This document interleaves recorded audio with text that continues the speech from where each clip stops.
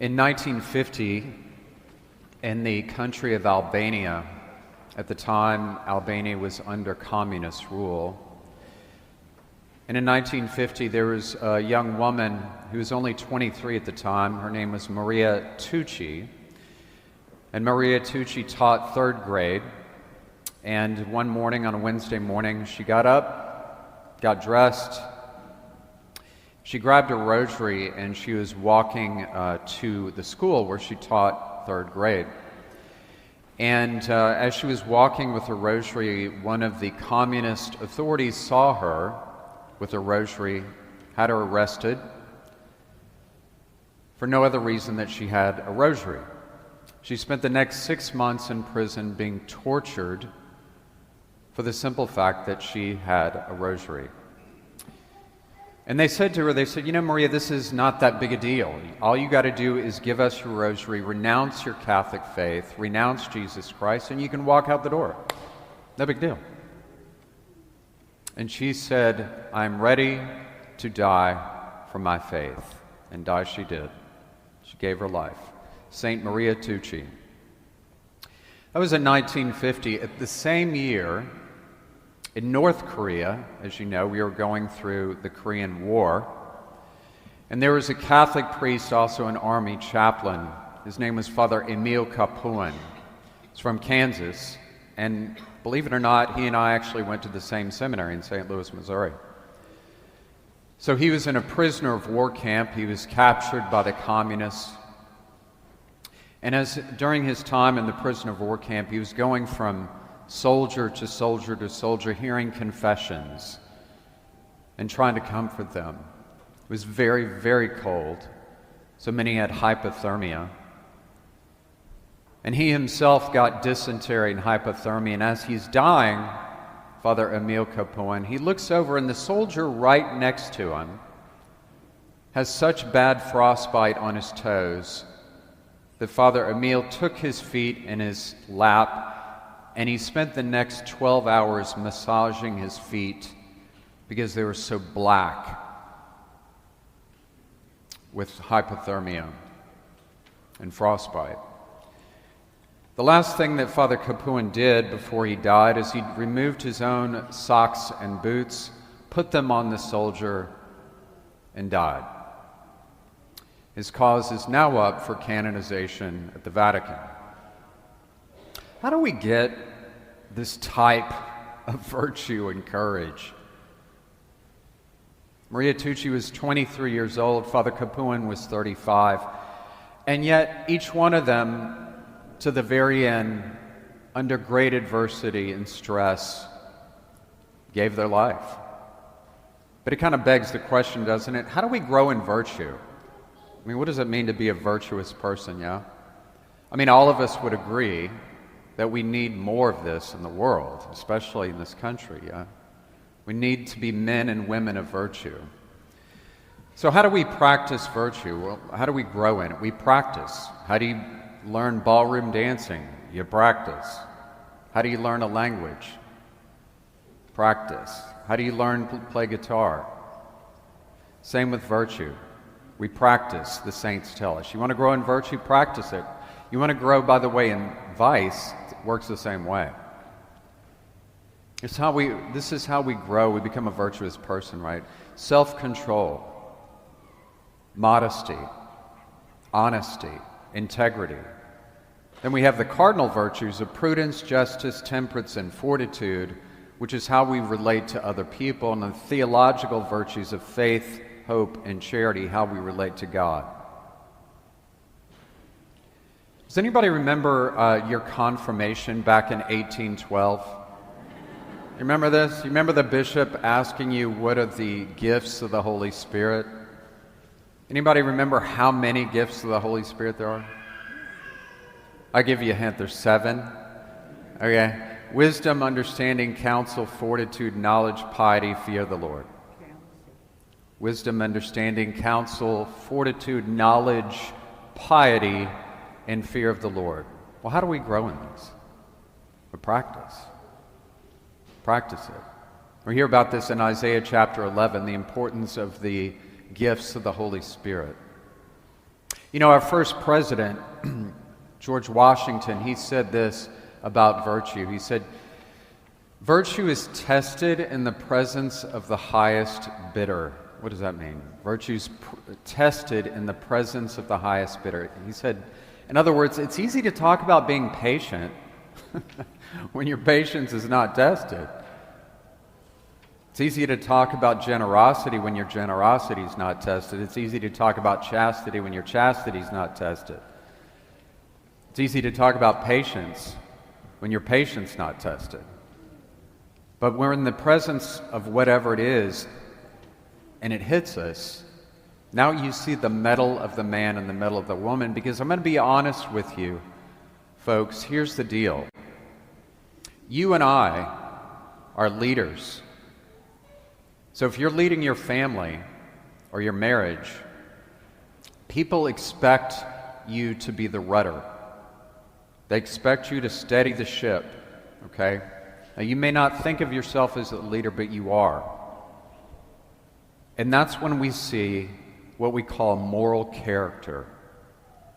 How much can this person steady the ship in difficult times and when they're tested? Because maybe we can sum it up in this. It goes like this. Wisdom shows us the right choices to make in life, but virtue gives you the courage to make them. Wisdom will show you what are the right choices in life, but it is virtue that gives you the courage to actually make those choices. And I would add to President Washington's statements, you see real virtue in somebody when you ask the question, what do they do when no one's looking? Are they honest? Better yet, what do they do when everything falls apart, when there's a crisis, when everything hits the fan? Do they hold the line? Can they hold the line? Or do they melt like butter on a hot day? That's when we see moral character, the test of a leader. Just a question. Does anybody here pray before you go to bed? Okay, so if you're like binge watching something right now before you go to bed, just a humble suggestion. Turn it off just 2 minutes early, okay? Just 2 minutes early. And do this. St. Ignatius of Loyola, he lived in the 16th century. He called it a daily examen. That's what he said. Before you go to bed, ask yourself a couple questions. What was one thing that you're grateful for from this day? One thing. Number two, what could you have improved on? Were you short-tempered with somebody? Did somebody trigger you? Something trigger you? And finally, is there anyone you need to ask forgiveness from or forgive? You know what happens when, as the weeks and months go by, when you ask yourself, you do this daily examine? Again, 2 minutes at the end of the day. You know what happens? You begin to see trending, either up in virtue or down the other way. So basically what we're doing is we're trying to take a bird's eye view of, okay, how is my life trending, man?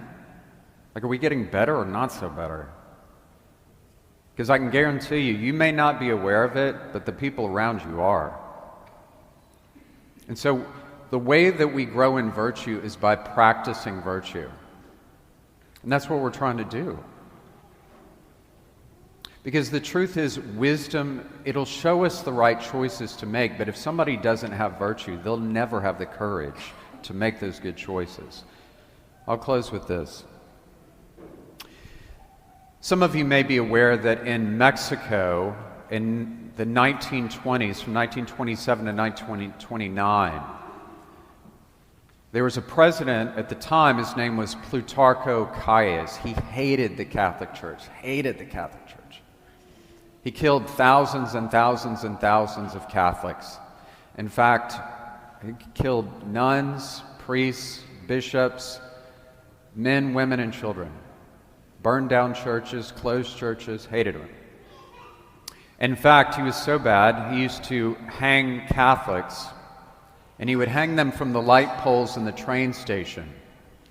So when the train pulled out, people pulled back the window, they'd see these bodies hanging from the poles. So as you can imagine, during that time frame, a militia formed of Catholics fighting this. They were called the Cristeros.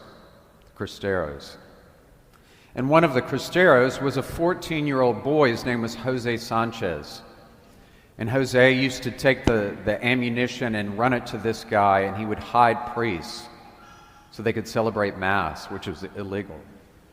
Eventually, Jose was arrested, and they brought him into the prison. And this is what they said to Jose. They said, Jose, this is no big deal. It's no big deal. Look, all you got to do is deny your faith, reject Jesus Christ, and you can walk out the door. No big deal. By the way, one of the guys that arrested Jose was present at his baptism.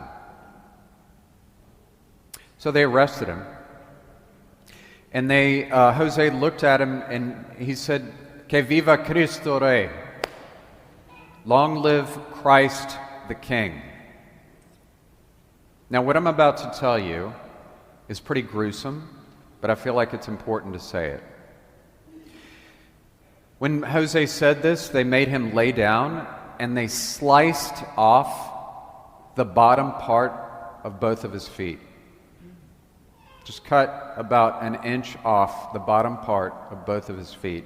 Then they made him stand and they made him walk around the entire town. Trail of blood behind him. Can you imagine? 14 years old. And they leaned over, this guy leans over and he said, "This can all be over in a minute. We will pick you up and carry the rest of the way. All you got to do is deny your faith." And you know what he said? Que viva Cristo Rey. Long live Christ the King. He made it to the end of the town and died. Saint Jose Sanchez, canonized by Pope Francis in 2016. You know, if you go to where he's from in Michoacan province in Mexico, and I've been there, that way that he walked, all that blood he shed, is now the Stations of the Cross for the people that they pray. Now, you and I may not go through what Jose Sanchez, Maria Tucci, or Father Emil Capuan went through. Hope not. But I can guarantee you this. The choices that you and I make, there's always going to be a little voice over our shoulder that says, "Nobody's going to know. You don't have to do that. Nobody's going to know." But we, for our part, we look at that voice and we say, "Que viva Cristo Rey." Long live Christ the King. Because you know what? That is what we call moral character, and that's what we're called to do.